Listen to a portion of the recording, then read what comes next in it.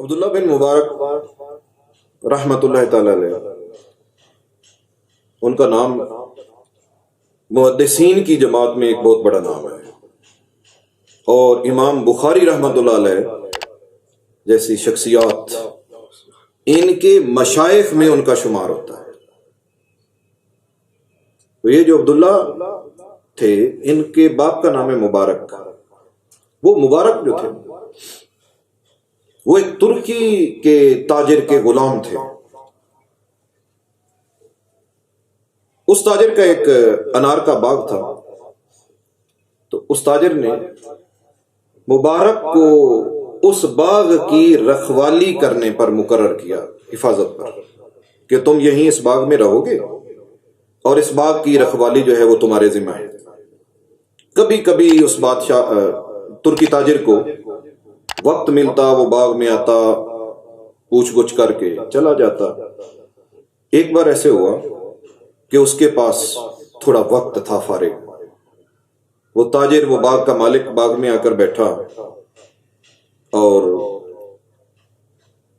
اس کا دل چاہا کہ آج میں اپنے باغ کا پھل کھاؤں، انار کھاؤں۔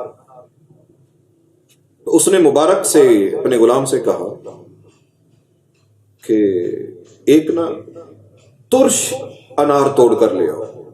انار کی دو قسمیں ہوتی ہیں، میٹھا بھی اور ترش بھی۔ ترش انار کی فرمائش کی، مبارک گئے، انہوں نے باغ گھوم پھر کر دیکھا، جو دانہ ان کو زیادہ اچھا خوبصورت لگا وہ توڑ کر لے آئے اور مالک کی بارگاہ میں پیش کیا۔ مالک نے جب اس کو توڑا، اس کے دانے اٹھا کر منہ میں ڈالے تو وہ ترش نہیں تھا، وہ میٹھا تھا۔ تو چونکہ اس نے ترش کھانا تھا، میٹھا نہیں کھانا تھا، اس کی طبیعت کے لیے مناسب ترش تھا۔ اس نے مبارک سے، غلام سے کہا کہ میں نے تجھے کہا ہے بھی ترش انار توڑ کے لے اور تم میٹھا لے کر آ گئے۔ اتنے سال گزر گئے تمہیں باغ میں رہتے ہوئے، تو تمہیں ابھی یہ نہیں پتا چلا بھی کس درخت کا پھل ترش ہے، کس کا میٹھا ہے۔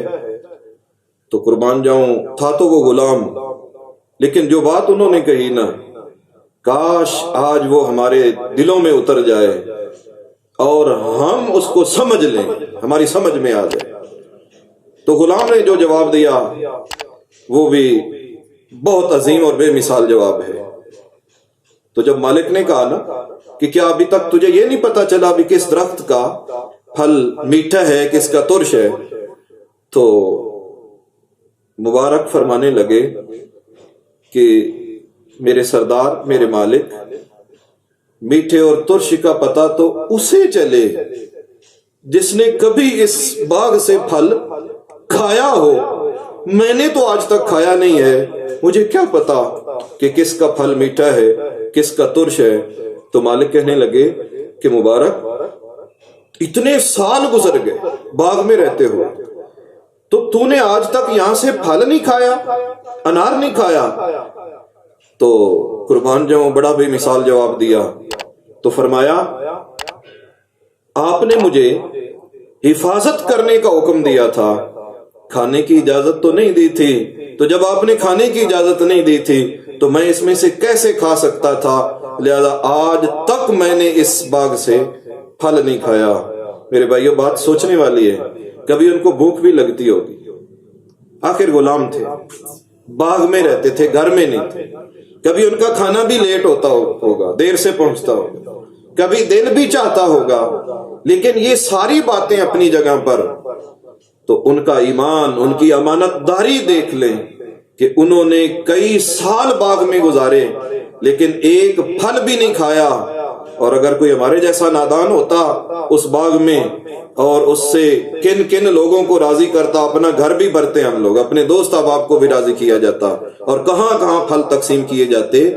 تو اسلام اور ایمان یہ ہمیں پیغام دیتے ہیں کہ بندہ مومن امانت دار بھی ہوتا ہے، وہ امانت حفاظت والا ہوتا ہے، تو وہ خیانت والا نہیں ہوتا۔ آؤ ہمارے اسلاف جن کا ہم نے یہ ذکر کیا ہے ان کا ہم روزانہ رستہ مانگتے ہیں. ہم کہتے ہیں اہدنا الصراط المستقیم، اے اللہ ہمیں سیدھے رستے پر چلا، ان لوگوں کے رستے پر چلا جن پر تو نے انعام کیا ہے. تو ان کا رستہ یہ تھا کہ وہ امانت دار تھے، وہ امانت کی حفاظت کرنے والے تھے. تو ہمارے لیے بھی اس میں سبق ہے کہ ہمیں بھی جب بھی کوئی موقع ملے، جہاں بھی موقع ملے، تو ہمیں امانتوں کی حفاظت کرنی چاہیے، نہ کہ انہیں ضائع کرنا چاہیے. اللہ کریم ہم سب کو اس کی توفیق عطا فرمائے.